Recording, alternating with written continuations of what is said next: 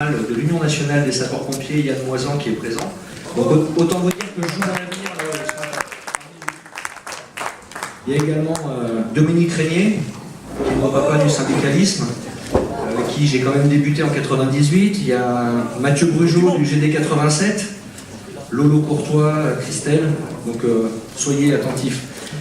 Je ne vais pas vous parler spécifiquement des sapeurs-pompiers, j'ai plutôt abordé une situation qu'on rencontre dans le SDIS chez les sapeurs-pompiers en général, mais qui touche toute la fonction publique. Je vais vous parler d'une problématique que nous rencontrons tous, les ressources humaines et la statistique. Les ressources humaines et la statistique sont prépondérantes dans toutes nos structures et c'est ce qui dirige maintenant le monde professionnel.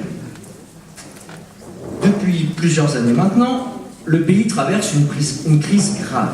Du moins, on tente de nous le faire croire. Nous tous, ici réunis, qu'on soit syndicalistes, politiques, simples citoyens, on a tous un rôle à jouer, aussi petit soit-il. Il a son importance. Bien souvent, nous oublions pourquoi nous sommes là et quel est notre objectif. Nos amis les politiques, mot d'origine grecque, qui d'après son étymologie signifie « qui concerne le citoyen », citoyen dont je fais partie, dont vous faites partie, et dont surtout ils font partie eux-mêmes, d'où souvent les problèmes de conflit d'intérêts.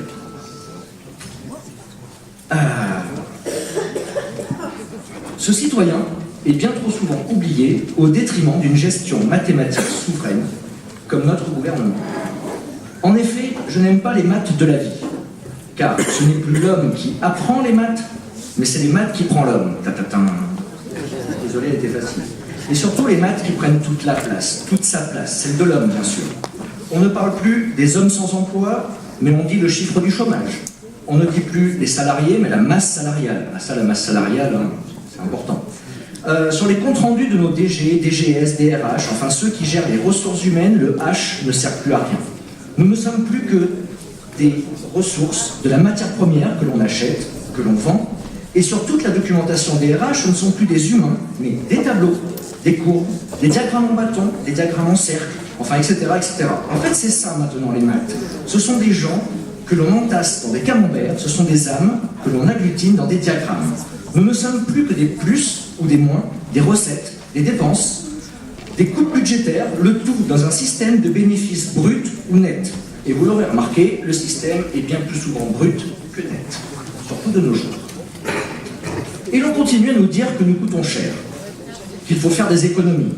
Et oui, chers camarades, le discours qu'on nous assène maintenant de manière régulière et insidieuse, c'est « habituez-vous à avoir toujours plus de moins ». Je vais vous citer Cédric Villani, mathématicien et statisticien qui malheureusement a été récupéré par la politique maintenant. Sa citation date d'avant son appartenance à un groupement politique. Il disait « Je déteste les chiffres. Ce qui compte, ce sont les idées. Je déteste surtout les chiffres quand ils sont réducteurs. Oui, la statistique, c'est souvent la mort de l'analyse. Il y a 3 sortes de mensonges. Les petits mensonges, les gros mensonges et les statistiques. » C'est donc à nous, syndicalistes, représentants du personnel, de faire passer ce message à nos élus, à nos directeurs, à tous ceux qui nous gèrent au quotidien. Ne réduisez plus les hommes à de simples chiffres ou probabilités. Sauvegardons notre service public. En effet, un service public n'est pas rentable. Il ne le sera jamais. Ce n'est pas sa vocation. Mais il préserve l'essence même de notre société française. Il est le seul à encore se porter garant de notre devise nationale d'égalité et de fraternité. Il est donc indispensable de faire passer le seul message qui compte, à mes yeux, que le H de ressources humaines soit prioritaire avant tout. Vive le service public, vive le syndicalisme libre indépendant, vive Force ouvrière.